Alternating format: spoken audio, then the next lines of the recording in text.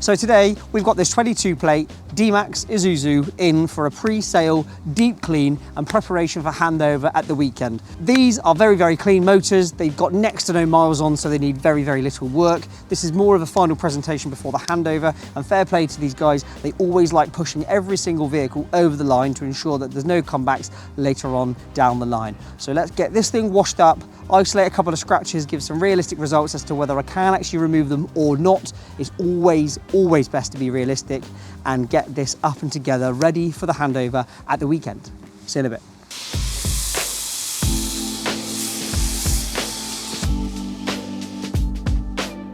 There's always a dreaded conversation with customers when it comes to scratches. Now, the best way to describe it is, imagine a plank of wood, okay? And that wood has, say, 5 millimeters worth of material before you've struck through and gone straight through the other side, and then it becomes irreparable. And there's only a certain amount of thickness of the material to play with before it's game over and ready for, in this case, paintwork. So with the level of scratches, you've got your artificial scratches which just lightly scuff the outer edge of the lacquer, which you can machine polish, and you can lessen the lacquer levels around it to take your eye off of it, which is 99% the reason what we're doing here. But you do have deeper scores, and the deeper the scores, the more prominent with your fingernail is as to whether it needs wet sanding or it needs paint put in the crevice to be able to sand it back. And you take your eye off it completely. But the conversation is always tricky and awkward with the customer, because when a customer is aware that they have a scratch on their car, they're normally the prominent ones that get pointed out, which are too far to save. And it can be quite hair-pulling and stressful to, as it's your field and your expertise, to suggest to somebody, I'm sorry, but there's no point me spending time on it, you may as well get it painted. But paint isn't always the cost-effective way. However, it's the way of getting it looking the best for the most hassle-free route. Because there's nothing worse in covering an hour or two's labour for me to say, no, it doesn't look any different. You've wasted my time, I wasted your time, wasted your budget, and I hate charging for something that I've been defeated on. So listen to your detailer, listen to your body shop. Customers, if you have a scratch, listen to what they say. And I know you want it gone, and you know that we offer scratch removal, but scratch is such an umbrella term. It could be anything from a light scuff with a transfer of something that's grazed the paint, which can be removed with various chemicals, all the way through to a scuff in the paint, which needs paint, sanding and polishing.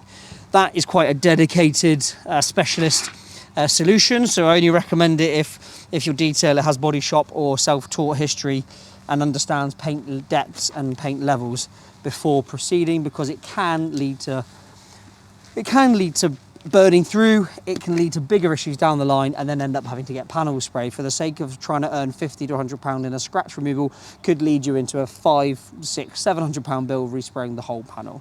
So listen to your body shop, listen to your detailer, to your valeter. And if they don't know, my word, then wave the white flag.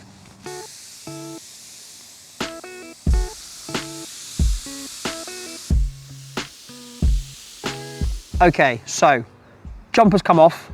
I'm down to get serious with business, okay? Scratches, like I said, it's a massive umbrella term.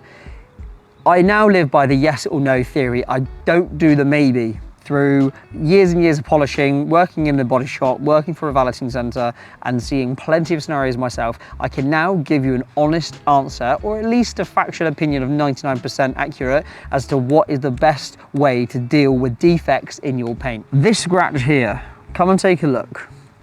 It looks like a razor blade has been used for some unknown reason. I think we managed to put it down to that there was a plastic lid that had a protective film over at a factory, and they've sliced it with a scalpel or a razor blade. Now let's do the maths. Lacquer is relatively thin and a scalpel blade is ridiculously harsh. So at point of contact, you're gonna be digging into the lacquer and scraping it. So that, my friend, has gone through and will need paintwork to be fully removed. Can I even the lacquer levels around it to kind of blend it in? Maybe, but I know for that time spent on that scratch, it's not going to look much better. So I may as well wave the white flag, be honest and say, That scratch, my honey, is not getting any better. Take it or leave it. But are you sure it can't come out? Yes. What's my answer? Paintwork. When I say paintwork, there is a very, very small chance of being able to fill that in with some 2K paint, 2K being colour and clear in one, filling in the hole, leaving it to dry with infrared curing lamps or outside to dry, air dry for an hour, sanding it, flattening it back and polishing it up. Now, what do we have in this intricate area? We've got a swage line here, which is typically known for having a little bit less paint than the rest of the vehicle. And you've also got a very tight, intrusive edge here. So building up the paint, building up all this stress and all this heat in this intimate area is going to probably have a detrimental effect to other parts of this, which is going to make our life 10 times harder. Now, for Sean, bless him, salesman in the office, anything is better than nothing. So for the sake of this video, I'm going to machine polish over it to see if anything will happen to it, to give you proof and factual evidence that I cannot make that graze look any better without the physical need of paint. And I can get some paint in, I can fill it in, I can sand it, I can polish, but I know the stress, the time and the labor involved, I'm gonna probably burn through this intricate area. I know it. D-Max is an Asian company. I believe they're built in Thailand, or they're stored in Thailand, they're assembled in Thailand. They come with very, very thin paint. When I say thin, there isn't actually that much product on there. One, to save cost. I don't think to save weight because it's not a Formula One racing car. But anyway, I'm gonna show you, for keepsake, that I know my opinion is true. Now I'm going to take you around the rest of the vehicle to point out a couple of more scratches to see if we can reduce them, remove them, and ideally take your eye off of them for the sale at the weekend. And also what we've got down here is kind of like a stress line. It's almost like a residue, as it were. So I'm hoping that it hasn't had an effect on the lacquer too much that I can't remove it. But again, I'm going to whiz the machine polisher down this edge to see if I can make some sort of improvement. If I can't, then I'm gonna have to walk into the office and say, Sean, boys, I can't do anything with it. Obviously, the guns are gonna come out of their, what are they called? What are they called? Holsters. The guns are gonna come out of their holsters and they're gonna be quick firing at me. Who, what, why, when, where, how do we get this sorted because it's getting collected at the weekend? Honest opinion, it's pretty, you know, it's pretty hefty, but I think considering the style of the vehicle and what's going to be used for, it's not going to bother the guy that much. So let's take a look around at the rest of the marks to see if we can isolate and remove them and make them look a bit better.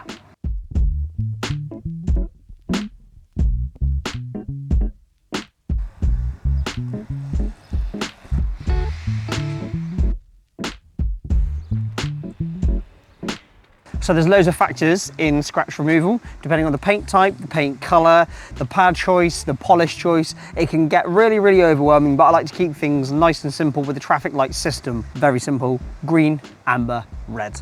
And that is to signify the different levels of aggression that we can attack this car with, get as much of the scratch out as possible in an effective way that we're not damaging the panel any worse than it already is.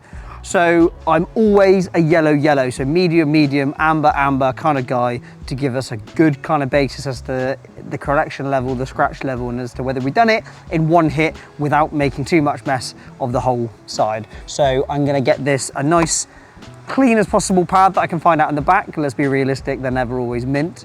And I'm gonna get a nice medium compound, probably from Sonax today, which I'm gonna go get the bottle. It's their Proline range. I'll go and check it in a minute. And it's gonna be water-based, so I'm gonna keep dusting levels down to a minimum and see if we can get a good removal of the scratch. We'll at least take the heads off so it's ready for sale and handover at the weekend. Let's get set up. Yeah, no wonder I can't pronounce it properly. It's the Proline range. What even is that word? Proline. But anyway, it's the absolute real deal. It's a real business. Check out the Sonax page, the Sonax Detailing Academy online, and set up your trade accounts if you're in the group. If not, Weekend Warriors. It's a great universal product and brand to use for all your detailing needs. Not a paid ad.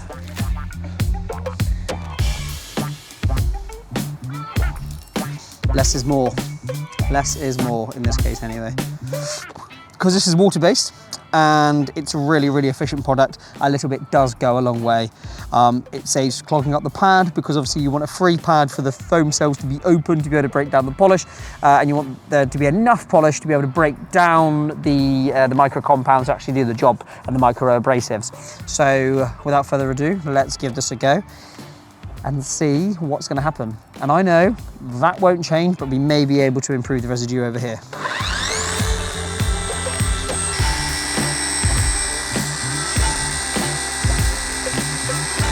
If you've got a keen eye, you can tell this is what's called a forced gear-driven machine polisher.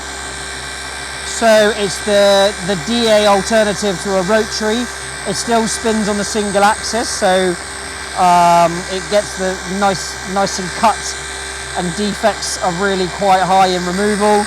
At the same time, it's oscillating around the axis, so it spreads the heat and disperses it without going through. Oh look, that's not touching it, look at it, nah. No chance there.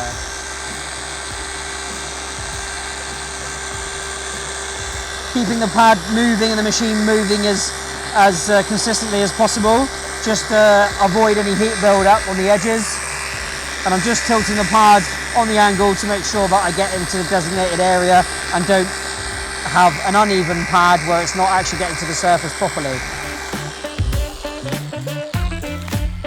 For the sake of this video, I'm going to be choosing Auto Finesse's Super Plush Microfiber Cloth. It is a little bit linty, so I don't really recommend it for your general polishing needs. I recommend Kirkland Microfiber Pack, which you can get from Costco, otherwise really popular on TikTok at the moment, at around about £20, including delivery. A great universal cloth for polishing and general valeting. There are some cloth wizards that will say, oh, they're no good for polishing. It does the job. It's a great entry point, great price point. Okay, now, have I removed that scratch? No. Have I brightened up the level around it, the surface area around it, to kind of take your eye off of it a little bit? Yeah, sure. It served the purpose and done the job there for what I need it to. It's not removed, I'm not gonna lie and say, look at that, today it's gone, because I'd be lying. But at the same time, for today, it's got rid of the dirt ingress in there, and it's made it look fresher and brighter without the need for paintwork. If you study paintwork too much, you can overlook things and then actually end up driving yourself insane. This is why now, it's really funny, even though I go and look at a car to buy, even if it's a £200 car, I look around going, oh, there's a mark there, there's squirrel marks there, there's scratches there. I go, come on, it's all relative to the price point. However, there's a substantial amount of saving to be made with vehicles if you point out the condition of the paintwork, and that says, the condition of the paintwork says a lot about the owner, the previous history of the car, and whether it's been maintained meticulously or not. Hence why it's always recommended to buy a car from a car enthusiast or a garage that are enthusiastic about cars. You just know they've gone the extra mile, you've got almost a no quibble warranty, and 9 times out of 10 they've got the car up and to a particular level and standard which is 30–40% higher than you would at home yourself. And let's be honest, when you're first buying a car, you think, yeah, I'm going to do everything to it. 5 years later, you forget to service it, you haven't actually looked after it, and the garage has done all of that for you. So that's not coming out. That's not coming out. That's equally not coming out. What's the time? 20+12. That's not coming out. These hedge rashes down here, we can definitely improve the look of. I'll buzz the machine over to make it look better, but sorry guys, they ain't coming out today. I'm going to be opening a can of worms with starting to remove something that I know from the get-go isn't going to be removed. So there's no point in putting the stress on myself and the stress on timeframes and everything if the answer is going to be the same whether I've tried or not.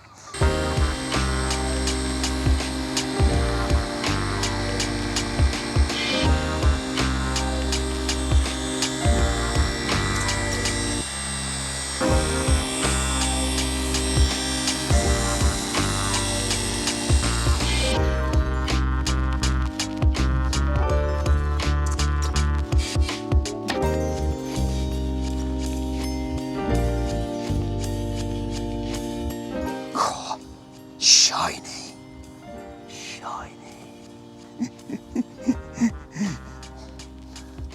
Quick buzz over, take your eye off it, make it look a million times better. Habosh.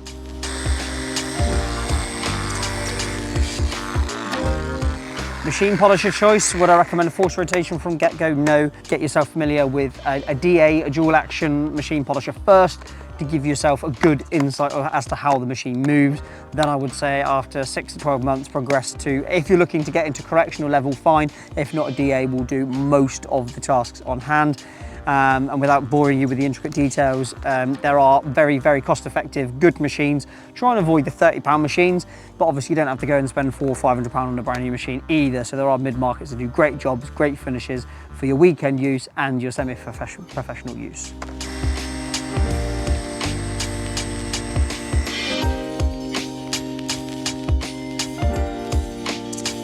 So what can we take away from this video today? Make sure when you're assessing a scratch yourself, whether you're trying to remove it yourself or get somebody else to, make sure that you have a realistic expectation. And as a plan C, paintwork is normally 9 times out of 10 the best, most cost-effective, hassle-free route. Yes, it's not the cheapest, but it's going to have the best output and finish that then the detailer can match the previous paintwork around it, providing it's a good body shop, to ensure that the quality of job is 9 out of 10, if not higher. As opposed to putting the pressure onto the guy trying to remove the scratch and making issues worse. If you can, just save up a little bit more to get it painted, or use a recommended detailer who'll be able to fill it in with paint, sand it and polish around it.